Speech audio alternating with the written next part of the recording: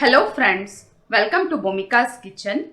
ಇವತ್ತು ಸಬ್ಸಿಗೆ ಸೊಪ್ಪಿನ ಚಿತ್ರಾನ್ನ ಮಾಡೋದು ಹೇಗೆ ಅಂತ ನೋಡೋಣ. ತುಂಬಾನೇ ಒಳ್ಳೆಯದು ಸಬ್ಸಿಗೆ ಸೊಪ್ಪು. ಅದರಲ್ಲಿ ಇವತ್ತು ಚಿತ್ರಾನ್ನ ಮಾಡ್ತಾ ಇದ್ದೀನಿ, ನೋಡೋಣ ಬನ್ನಿ.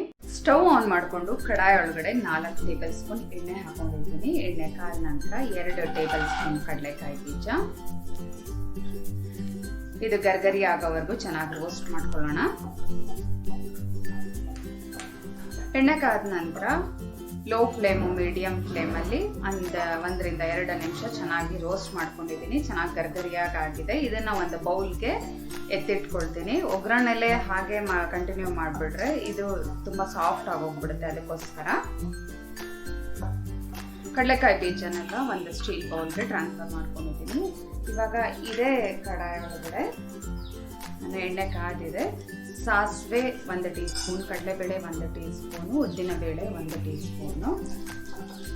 ಇದನ್ನು ಕೂಡ ಚೆನ್ನಾಗಿ ರೋಸ್ಟ್ ಮಾಡ್ಕೊಳ್ಳೋಣ.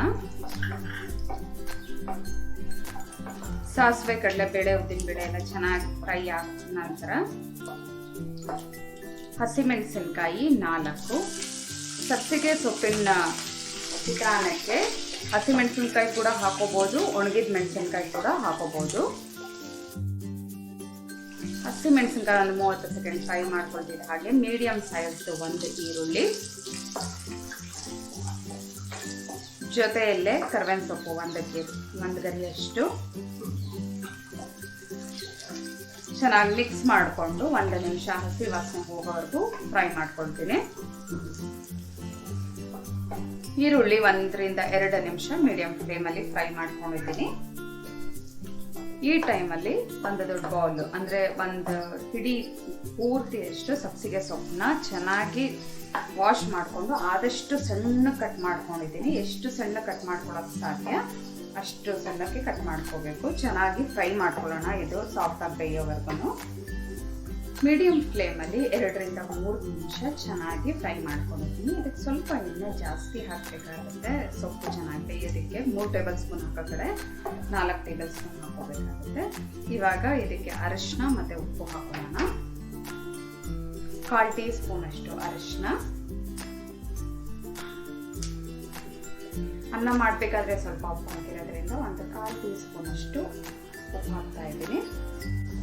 ಚೆನ್ನಾಗಿ ಈವನ್ ಆಗಿ ಮಿಕ್ಸ್ ಮಾಡ್ಕೊಳ್ಳೋಣ. ಗೊಜ್ಜನ್ನ ನೋಡಿ ಚೆನ್ನಾಗಿ ಈವನ್ ಆಗಿ ಮಿಕ್ಸ್ ಮಾಡ್ಕೊಂಡಿದ್ದೀನಿ. ಇವಾಗ ಸ್ಟವ್ ಆಫ್ ಮಾಡ್ತಾ ಇದ್ದೀನಿ. ನೀವು ಬಾಣಂತಿಯರ್ಗೆ ಏನಾದರೂ ಮಾಡಬೇಕಾದ್ರೆ ಹಸಿಮೆಣಸಿನಕಾಯಿ ಜಾಗದಲ್ಲಿ ಒಣಗಿದ ಮೆಣಸಿನಕಾಯಿ ಹಾಕಿ ಕಡಲೆಕಾಯಿ ಬೀಜನ ಸ್ಕಿಪ್ ಮಾಡಿ. ಇವಾಗ ಇದೇ ಕಡಾಯಿಗೆ ಅನ್ನ ಹಾಕಿ ಈ ಗೊಜ್ಜು ಜೊತೆ ಮಿಕ್ಸ್ ಮಾಡ್ಕೊಳ್ತೀನಿ. ನೋಡಿ ಇದೇ ಕಡಾಯಿ ಒಳಗಡೆ ಅನ್ನ ಹಾಕೊಂಡು ನಾನು ಮಿಕ್ಸ್ ಮಾಡ್ಕೊಳ್ತೀನಿ. 150 ml ಕಪ್ಪಲ್ಲಿ ಅಕ್ಕಿ ತಗೊಂಡು ಅದಕ್ಕೆ 1 ಲೋಟಕ್ಕೆ 2 ಲೋಟದಷ್ಟು ನೀರು ಹಾಕೊಂಡು ಅನ್ನ ರೆಡಿ ಮಾಡ್ಕೊಂಡಿದ್ದೀನಿ. ಅನ್ನ ಮಾಡಬೇಕಾದ್ರೆ ಉಪ್ಪು ಹಾಕಿದ್ದೆ. ನಾವು ರೋಸ್ಟ್ ಮಾಡಿಟ್ಕೊಂಡಿರುವಂಥ ಕಡಲೆಕಾಯಿ ಬೀಜ, ಹಸಿ ತೆಂಗಿನ ತುರಿ, ಇದು ಆಪ್ಷನಲ್ಲು, ಬೇಕಿದ್ರೆ ಹಾಕೊಳ್ಳಿ, ಇಲ್ಲಾಂದ್ರೆ ಇಲ್ಲ. ನಿಂಬೆ ಹಣ್ಣಿನ ರಸ 1 ಟೇಬಲ್ ಸ್ಪೂನ್ ಅಷ್ಟು ಹಾಕೊಳ್ತಾ ಇದ್ದೀನಿ. ಚೆನ್ನಾಗಿ ಈವನ್ ಆಗಿ ಮಿಕ್ಸ್ ಮಾಡ್ಕೊಳ್ಳೋಣ.